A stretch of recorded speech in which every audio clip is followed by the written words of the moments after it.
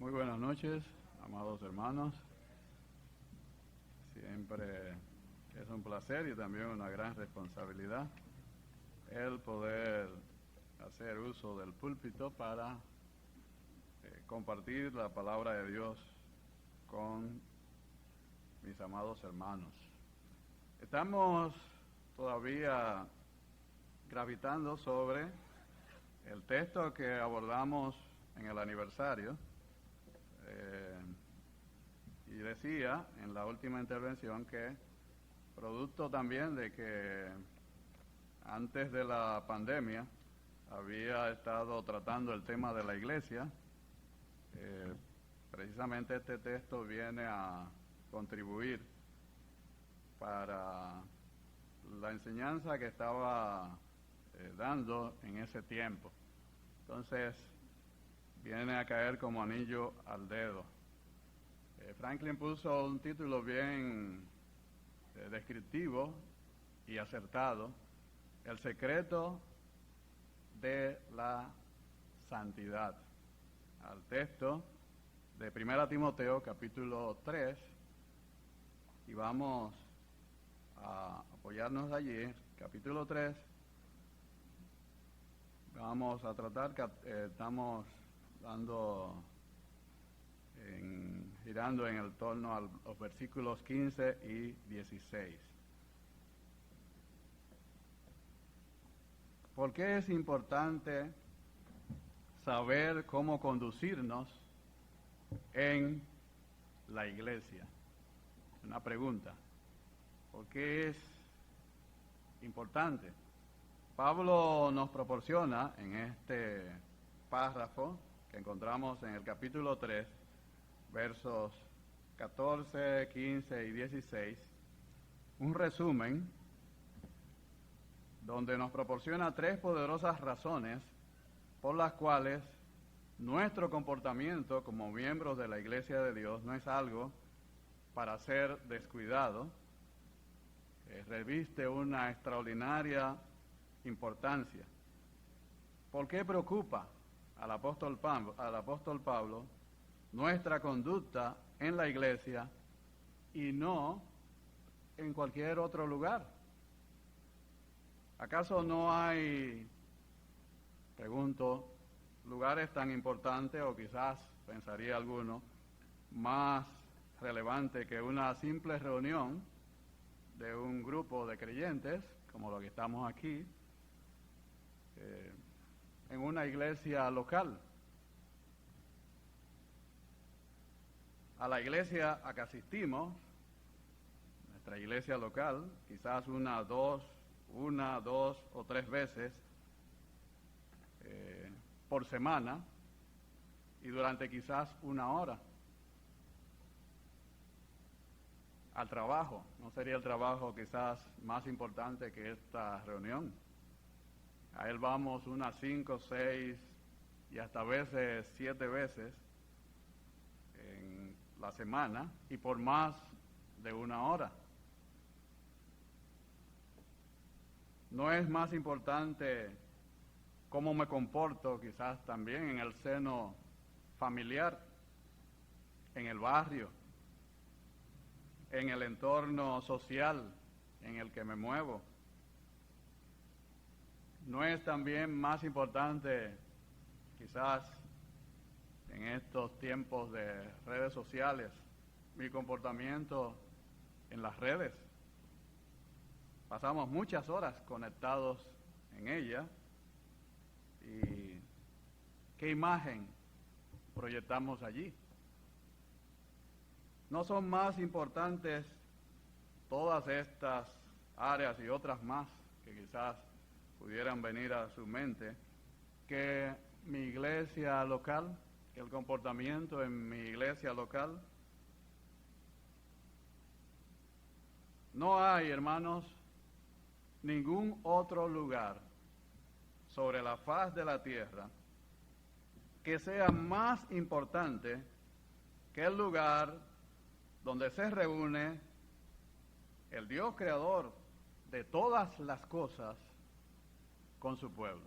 Por eso vemos al apóstol Pablo que dice, esto te escribo a Timoteo, aunque tengo la esperanza de ir pronto a verte, para que si tardo, sepas cómo debes conducirte en la casa de Dios, que es la iglesia del Dios viviente. Esa casa de Dios, esa iglesia del Dios viviente es la columna y el baluarte de la verdad. E indiscutiblemente grande, dice el apóstol Pablo, continúa en el verso 16, es el misterio de la piedad. Dios fue manifestado en carne, justificado en el Espíritu, visto de los ángeles, predicado a los gentiles, creído en el mundo, recibido arriba en gloria. Aunque parezca, hermanos, increíble, es en este lugar, en esta dispensación, en la iglesia local, allí, en ese momento y hora en que los santos reunidos, los santos del Señor, reunidos en su nombre, con el propósito de adorarle, de escudriñar en sus palabras, que Dios promete que su presencia estaría o está en medio de ellos. Dice Mateo 18:20, un texto que hemos repetido mucho y quizás ya no lo sepamos también de memoria, porque donde están 2 o 3 congregados en mi nombre, allí estoy yo en medio de ellos. El tabernáculo para el tiempo de Israel era su lugar más relevante, más importante. Y una sola vez al año,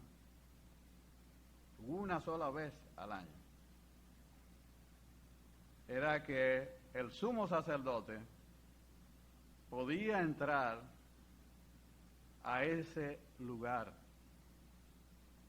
atravesar el lugar santo, y él, solamente él, no sin sangre, podía acceder ante la misma presencia de Dios, la Shekinah o la Shekinah. Luego viene el templo construido por Salomón, y allí en ese lugar también podía el pueblo acercarse. El tabernáculo era más restringido, apenas llegaba con sacrificio, con los animales para ser sacrificado al patio, el pueblo. Pero más allá, más de ese lugar era imposible atravesar, avanzar. Solamente el sumo sacerdote, una vez al año.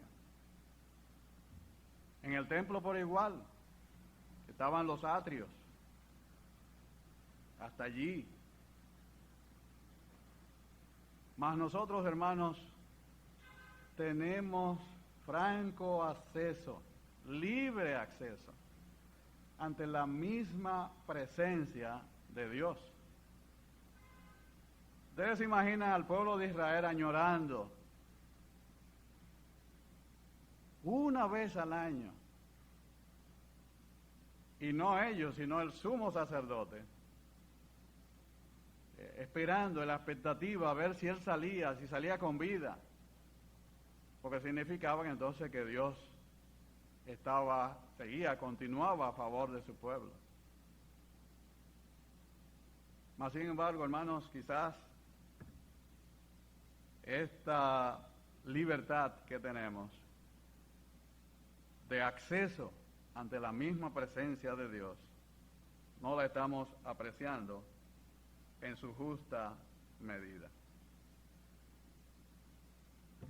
No es la fastuosidad del lugar lo que lo hace especial.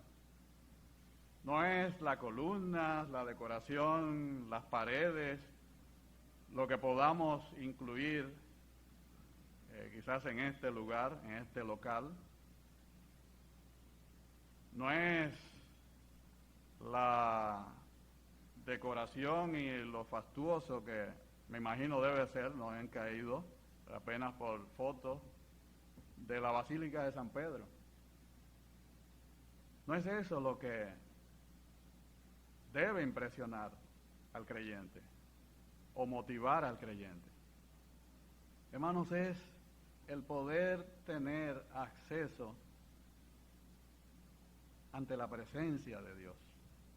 Y este lugar donde se reúne su iglesia local, es donde Dios está y donde debemos anhelar también nosotros estar. Por eso Pablo dice, para que sepas cómo debes conducirte en la casa de Dios. Si nos conducimos bien en la casa de Dios, todo lo demás, hermanos, se cae por su propio peso. Yo no sé si es verdad lo que dicen y que hemos escuchado muchas veces sobre los bancos, en la manera como entrenan a sus cajeros, para que puedan identificar lo falso de lo verdadero, el dinero falso del verdadero. Armandito nos desmentirá. No le enseñan los falsos,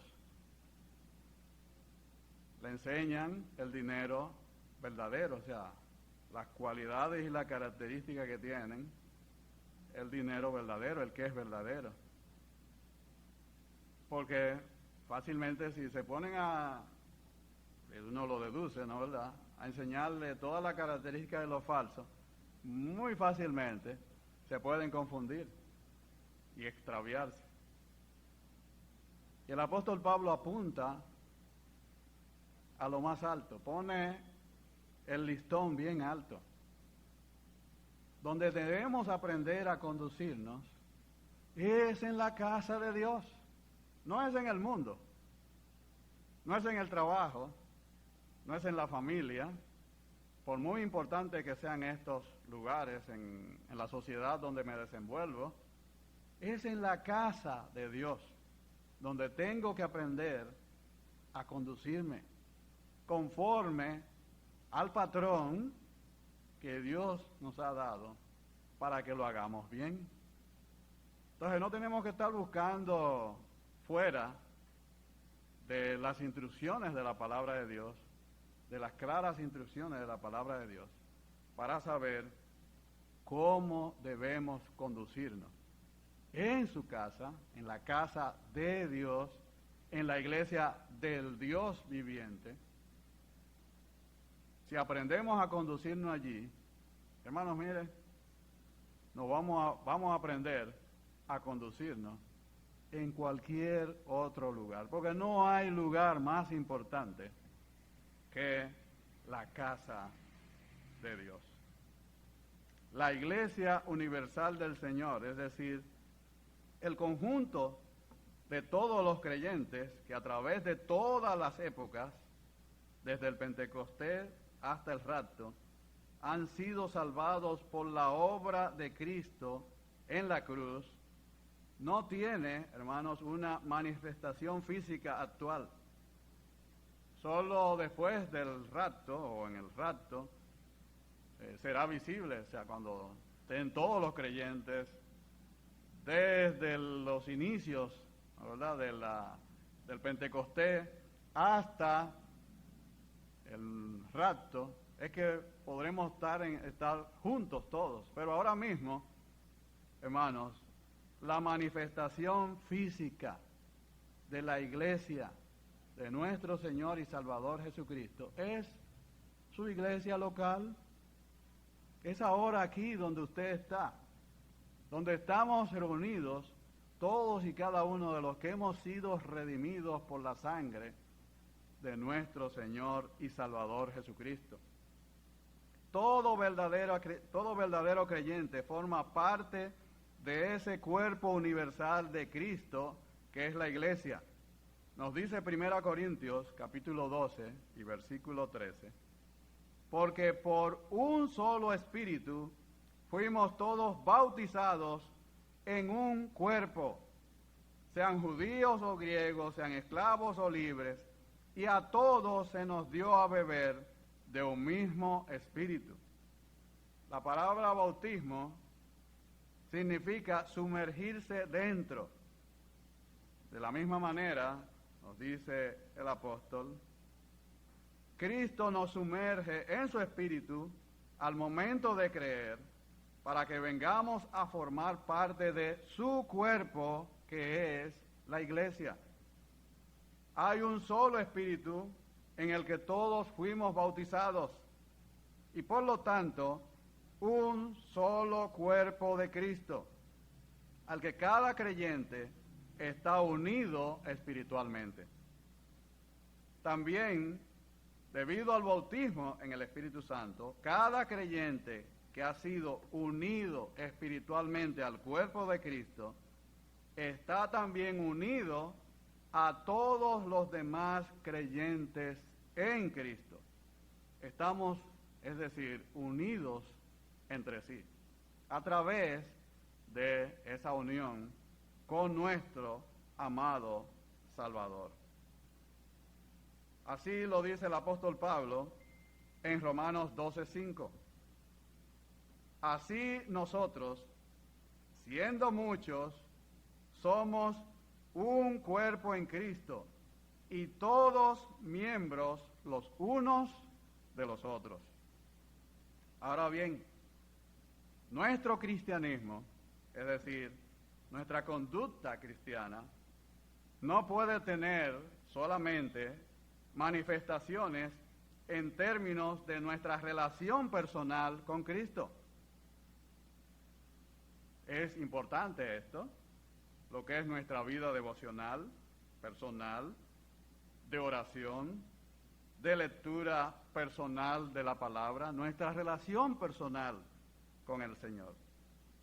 Si estamos en su cuerpo, estamos también unidos vitalmente al resto de los demás creyentes. Hermanos, no fuimos salvados para vivir en aislamiento. Esto significa que el cuerpo de Cristo, es decir, la Iglesia universal e invisible, está llamada a manifestarse en una forma concreta y visible en el contexto de la membresía de una iglesia local.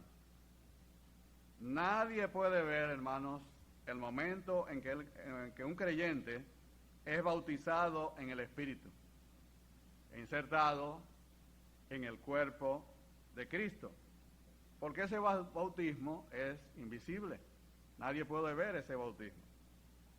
Pero esa realidad nos revela también Pablo en 1 Corintios 12:13. Esa realidad tiene su manifestación visible y concreta cuando un creyente, obedeciendo a su Señor, se bautiza en agua para venir a formar parte de una iglesia local, en donde comienza a funcionar en la práctica, ejerciendo los dones que le otorga el Espíritu Santo.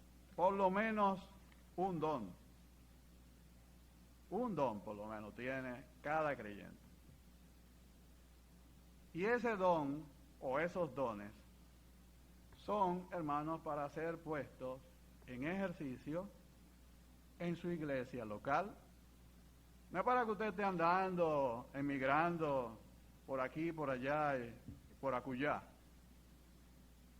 Es para que ese don sea puesto en ejercicio en su iglesia local, para la edificación de todos sus demás hermanos que se congregan juntamente con ustedes.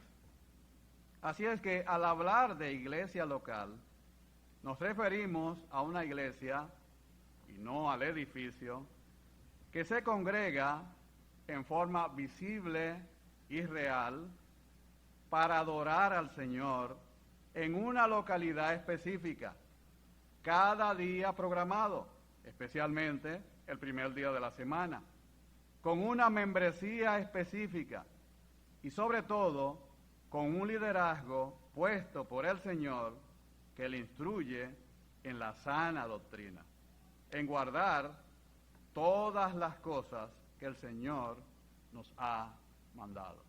La gran comisión, ir y hacer discípulos, pero no termina ahí, sino que también esos discípulos que van siendo ganados deben ser enseñados en todas las cosas que el Señor nos ha mandado. Hermanos, no nos reunimos tampoco para hablar de cuándo y cómo vamos a apoyar o enfrentar a las tres causales, para programar una marcha verde,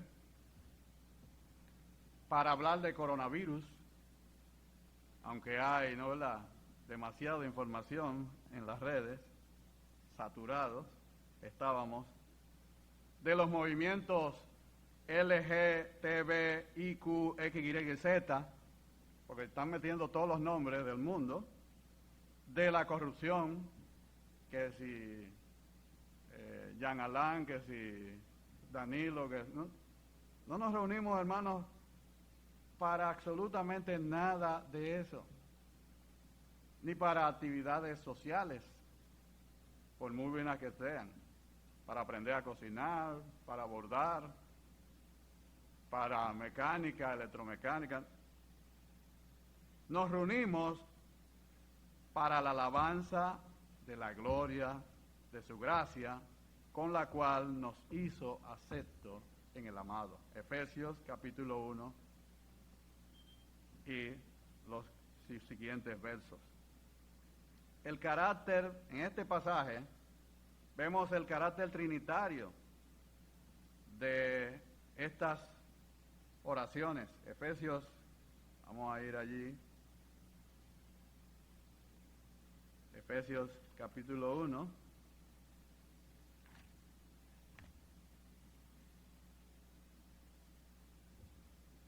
Donde Pablo, en una doxología, es decir, una alabanza a Dios, nos dice en el versículo 3 del capítulo 1, bendito sea el Dios y Padre de nuestro Señor Jesucristo, que nos bendijo con toda bendición espiritual en los lugares celestiales en Cristo, según nos escogió en Él antes de la fundación del mundo, para que fuésemos santos y sin mancha delante de Él, en amor, habiéndonos predestinados para ser adoptados hijos suyos por medio de Jesucristo, según el puro afecto de su voluntad, versículo 6, para alabanza de la gloria de su gracia, con la cual nos hizo aceptos en el amado, en quien tenemos redención. Y está hablando del Señor Jesucristo, primero el Padre, ahora el Hijo.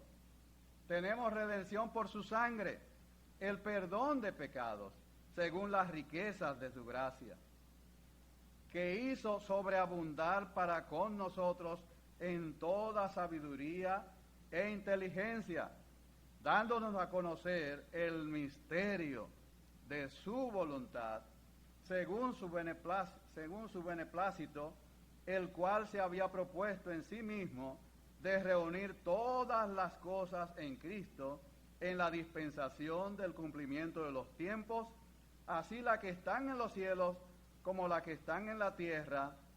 En Él, asimismo, tuvimos herencia, habiendo sido predestinados conforme al propósito del que hace todas las cosas según el designio de su voluntad, versículo 12, a fin de que seamos para alabanza de su gloria, nosotros los que primeramente esperábamos en Cristo.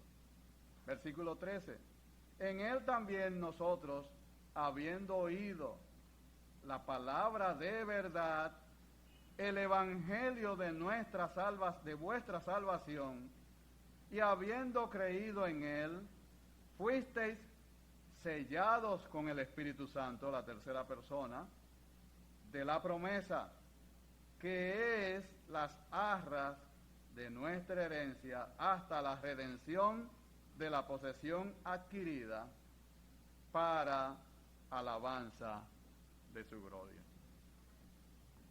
Nos reunimos, hermanos, aquí con una agenda muy bien trazada por el dueño de la iglesia. No hay que buscar absolutamente nada fuera de esa agenda. No hacerlo así, por lo tanto, significa que no sabemos cómo conducirnos en la casa de Dios. Y esa es la gran preocupación del apóstol. ¿Cómo debemos conducirnos en la casa de Dios, que es la iglesia del Dios viviente, columna y baluarte de la verdad? Tres poderosas razones nos proporciona el apóstol Pablo por las cuales tenemos que saber cómo conducirnos en la casa de Dios. En este resumen, en este párrafo resumen de esta primera carta a Timoteo. Y es algo que no debe ser en ninguna manera descuidado. Pablo no quiere dejar cabos sueltos en esta carta, asumiendo que la carta está dirigida, una carta pastoral, dirigida a los líderes de la iglesia, las cartas pastorales, en este caso particular a Timoteo, pero nos involucra a todos, nos afecta a todos. Es decir que a Pablo le interesa no solamente que Timoteo sepa cómo debe conducirse, sino que toda la iglesia local de la ciudad de Éfeso y por consecuencia todas las iglesias locales donde quiera que se reúnan, sepan cómo deben conducirse en la casa que es de Dios. Así es que cuando Timoteo es un colaborador muy cercano, que ha sido testigo de primera mano de la conducta y enseñanza del apóstol como ministro de Dios, no deja de proveerle a él y a todos los demás incluidos en la carta las razones que justifican que como la iglesia del Dios viviente tengamos una conducta distintiva, diferente de todas las demás en este mundo, una conducta piadosa.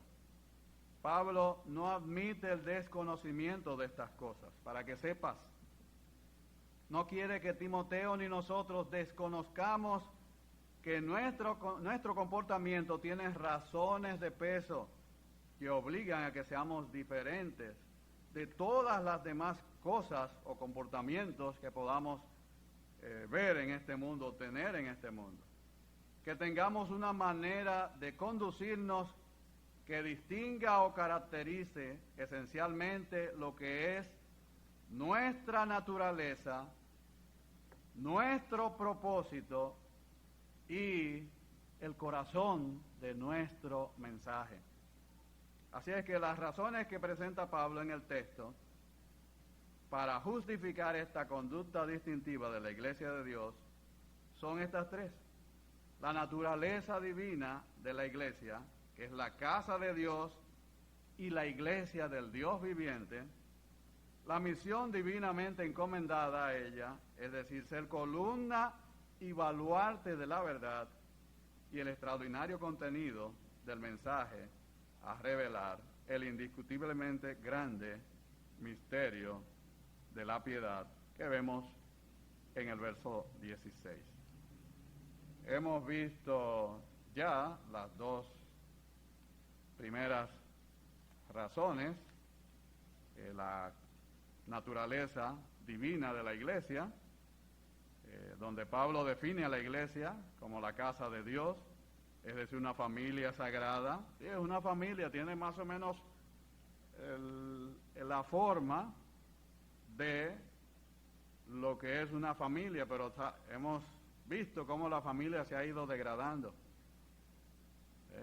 O sea que es la forma de la cual el apóstol está usando como modelo, no es la que vemos lamentablemente hoy en día, que se ha degradado. Es la familia conforme al diseño de Dios,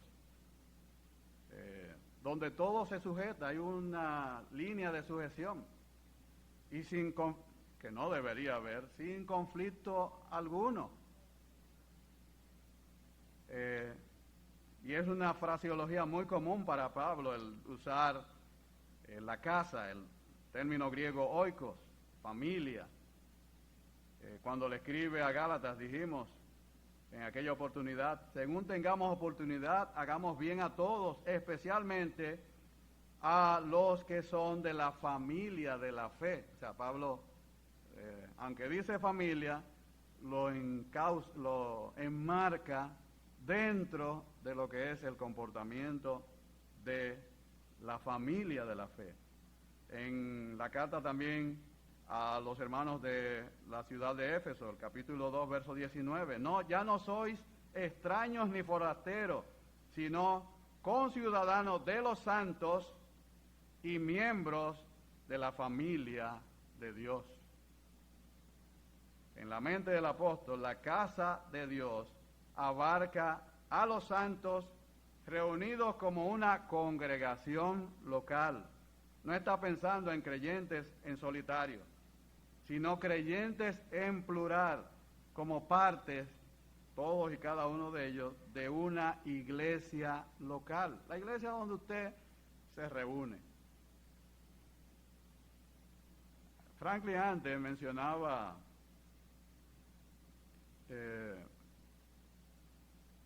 o sea, lo ha mencionado en varias oportunidades. La primera vez que lo mencionó a mí me causó extrañeza, pero después, cuando lo analicé con más calma, me di cuenta que tenía sobrada razón.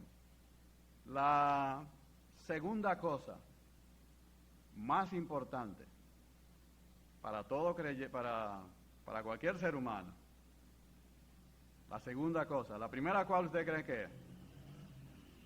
¿Cuál es la primera? La salvación, exacto. La segunda cosa más importante, que realmente uno piensa, que es con quién me casaré, ¿no es verdad? Eso es lo que uno piensa, que la segunda es con quién voy a formar familia. La segunda cosa más importante es en qué iglesia me congrego. ¿En qué iglesia local me congrego? Porque de ahí va a derivar todo lo otro, que como vuelvo y repito, para que sepas cómo debes conducirte en la casa de Dios. Si nos conducimos bien en la casa de Dios, óigame, todo lo otro es como una carrerita esa de dominó, cuando uno la pone una al lado del otro. Si nos conducimos bien en la casa de Dios, todo lo otro viene por añadidura.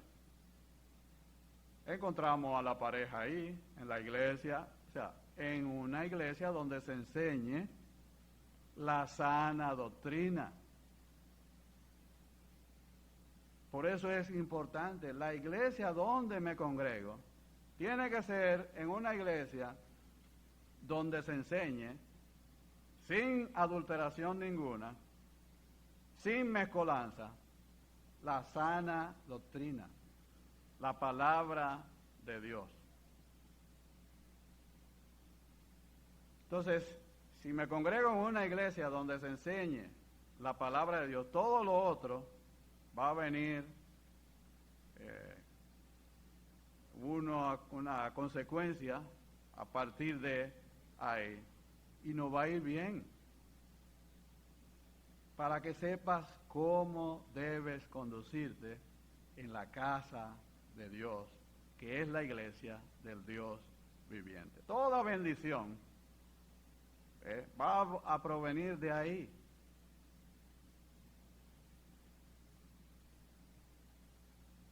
Tengo quizás ustedes conocen casos así, amigos que comienzan en una iglesia, se convierten quizás allí, o sea, comienzan a congregarse, se convierten allí, pero en la medida que van creciendo, van avanzando, se van dando cuenta como que la cosa no tan clara como lo que dicen allí con lo que dice, cuando empiezan como los hermanos de Berea a confrontar las escrituras con lo que se está diciendo en el púlpito, y empieza entonces, se empiezan a notar que hay diferencia, y entonces viene el conflicto. Recientemente está pasando algo así con un amigo, estoy buscándolo a ver si no está aquí, que nos está visitando. Muchos años en una congregación, se formó prácticamente allí, y de repente dicen, esta pandemia me he encontrado con que lo que me están enseñando no compagina, y ahora anda con la familia a cuesta, con toda la familia, que no sabe a dónde ubicarse. Para que sepas cómo debes conducirte en la casa de Dios, que es la iglesia, columna y baluarte de la verdad. La iglesia es la casa de Dios, una familia sagrada. Pero no solamente se queda en la tierra, dijimos, en el ámbito terrenal, sino que también la iglesia es una congregación, una reunión de llamados fuera, de santos, apartados, separados del mundo, para servir a un Dios viviente. Que no se nos confundan las cosas, sí, es la relación familiar, pero hay una relación celestial. Es la congregación de los llamados a servir al Dios viviente, no a un Dios muerto que no sabe ni le interesa, como el caso que vivía Timoteo en Éfeso, viendo todas aquellas ceremonias a la diosa Diana, por un lado, para los griegos, y Artemisa para los efesios. Un ídolo hecho de supuestamente un meteorito que cayó del cielo, por eso lo asumían que era divino, hecha de un material oscuro, algunos dicen que madera quemada y bronce, pero un Dios muerto, un ídolo, que ni sabía, ni se enteraba, ni le importaba lo que se hacía en su casa. Pero esta es la iglesia del Dios viviente, que sí está muy al pendiente de todo lo que se hace en su casa. No es la asamblea de un ídolo sin vida, sino de un Dios, la casa espiritual de un Dios viviente, edificada con piedras vivas que somos nosotros, con sacerdotes santos, le ministramos, o sea, damos servicio, hacemos el servicio del lugar para nuestro Dios viviente. Somos sacerdotes santos de un Dios viviente que está muy pendiente de todo lo que se ofrece en su santuario. No traigamos ofrendas indignas para nuestro Dios, ofrendas que no van a ser de su agrado. Porque allí, en ese lugar y en ese momento, donde están los santos del Señor congregados en su presencia misma, allí, en ese lugar, es que se manifiesta en esta dispensación de la iglesia, de la gracia, como usted quiera, es en la iglesia local, en su iglesia local, en esta iglesia local. Y no es que estoy separándola de todas las demás, en todos los lugares donde se reúnen como iglesia local todos los redimidos del Señor, allí está presente nuestro Dios. Allí se manifiesta la presencia del Dios viviente. La segunda razón que el apóstol Pablo nos da es para mantener una conducta distintiva, piadosa, cristiana, es que la iglesia existe para promover, exhibir, proclamar la verdad sobre la cual ella misma se apoya. Y esta verdad, hermanos, es la inerrante palabra de Dios. Vivimos en un tiempo de posmodernidad donde todo, hermanos, está siendo cuestionado. Esa es la característica principal, fundamental de este tiempo. Todo está siendo cuestionado, nada tiene o posee la verdad absoluta. Y dentro de eso, hermanos, se incluye a la palabra de Dios. Eso es según. Yo tomo lo que me conviene, o lo medio transformo, o hago un transforme, una especie de transforme, una mezcla de lo que dice la palabra de Dios con lo que yo recojo por aquí y allá, y hago un Frankenstein, una especie de Frankenstein. Hay que tener cuidado sobre lo que se expone a la congregación. Y esas son las cosas que preocupan al apóstol Pablo en esta iglesia local de Éfeso. Los gnósticos, por un lado, tomando parte de la enseñanza de la iglesia, la doctrina de los apóstoles, la sana doctrina, igualmente también los judaizantes, por otro lado, y haciendo una mezcolanza entre estas cosas y confundiendo la doctrina, la sana doctrina de la palabra de Dios, en la cual debe ser instruida la iglesia local. La situación de Éfeso no es más ni menos que también lo que estamos viviendo en este presente siglo malo. Hay que tener, hermanos, mucho cuidado. Mucho cuidado en torno a lo que estamos recibiendo como congregación, como iglesia local del Dios viviente, la iglesia del Dios viviente. En estos tiempos que estamos viviendo, muchas cosas se están mezcolando, insertando, formando parte, aprovechando toda esta confusión, ni más ni menos. En medio de todas las situaciones así, confusas, hay mucha gente que le gusta eso.